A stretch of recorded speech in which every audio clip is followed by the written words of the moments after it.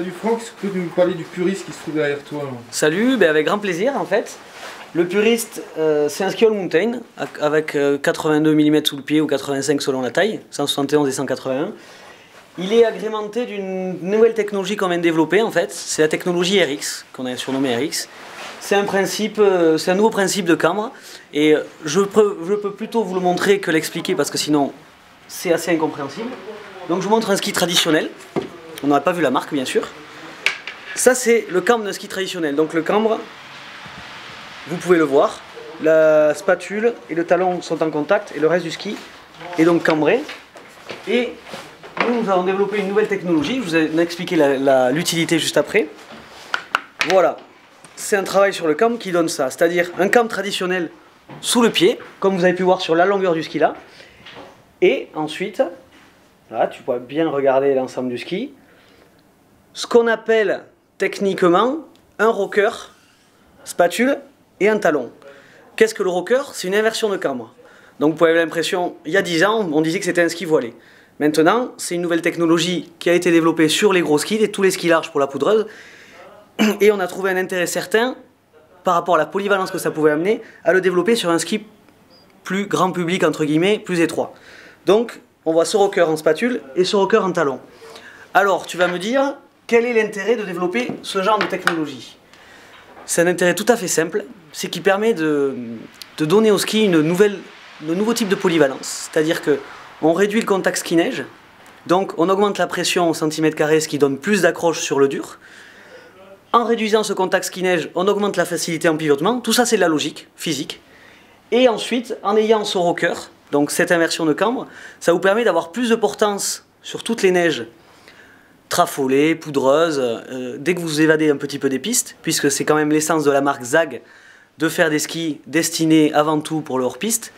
Et donc, ça vous amène une polyvalence certaine et vous avez un ski de tous les jours, c'est-à-dire que vous pouvez aller sur le dur, faire du carving, et vous pouvez très bien vous évader. Vous aurez, grâce au rocker, le comportement pratiquement d'un fat, d'un ski large que vous trouvez chez les autres marques et chez nous aussi d'ailleurs. Et sinon, la construction du ski, on peut en parler hein? Donc, c'est du noyau bois, toute longueur, c'est très important. Ce qui est important et qui est remis en cause souvent, c'est la solidité du ski et la longévité des flex. Donc, c'est pour ça que le noyau bois est présent sur l'ensemble de la longueur du ski. Un semi-cap sur toute la longueur du ski qui permet au ski de vieillir beaucoup mieux qu'un ski traditionnel, ou moins des gammes précédentes. Et ensuite, une chose très importante pour des skis de freeride, donc destinés avant tout hors piste, même si on revendique une certaine polyvalence, c'est un doublage des fibres de verre dessus et dessous la carre, ce qui permet d'avoir une résistance assez hallucinante aux chocs cailloux. Quand on s'évade, on s'expose à toucher les cailloux, et souvent on fait des trous sous les skis, ça c'est pas un problème, on les répare. Par contre, une fois qu'on arrache la carre, le ski, il faut le changer. Donc nous, on a envie de dire, les skis, il faut qu'ils durent, et comme on s'évade avec nos skis, il faut qu'ils tiennent la route, et c'est chose faite, puisque le jour où vous arrachez une carre, vous nous appelez, et il n'y a pas de souci. On vous la changera, mais c'est quand même assez difficile, je vous le garantis, et même nos riders, donc Julien Lopez par exemple qui est champion du monde, il n'en a pas encore arraché. Et enfin une dernière chose, on a inséré des plaques de phénol sous les fixations pour ne pas s'exposer non plus aux arrachages de fixation qui peuvent arriver de temps en temps. Pression trop intense, on ne sait jamais. Et du coup, on a une fixe qui s'arrache. Et il y a des moments où ça peut être assez préjudiciable. Surtout quand on se retrouve dans des endroits un petit peu tendus, comme on dit. Sinon, un petit mot de la marque ZAG, là, vous en êtes où alors? Ben, la marque ZAG, en fait, c'est une marque qui a été créée en 2002 par Stéphane Radiguet, qui était le concepteur des snowboards Nidecker depuis 20 ans. Il a été le shaper visionnaire qui a permis au snowboard d'évoluer et au ski aussi, puisqu'il est arrivé sur le ski avec un concept tout à fait révolutionnaire. C'était un ski large à rayon court qui s'inspirait directement du snowboard. Et d'ailleurs, grâce à ce ski-là, il a remporté le Brand New Award à Munich en 2003. Munich, c'est le salon des sports le salon mondial du sport en général, et le Brand New Award, c'est le prix de l'innovation. Donc, il y avait vraiment un nouvel élan qui était amené au monde du ski, qui a été difficile à intégrer parce que c'est amené par une marque nouvelle. Donc c'est sûr que ça a été suivi et repris par toutes les autres marques, mais il ne faut pas oublier que c'est ZAG qui en était à l'origine, de ces skis larges à rayon court. Donc maintenant tout le monde s'en est inspiré, et derrière on a continué à évoluer.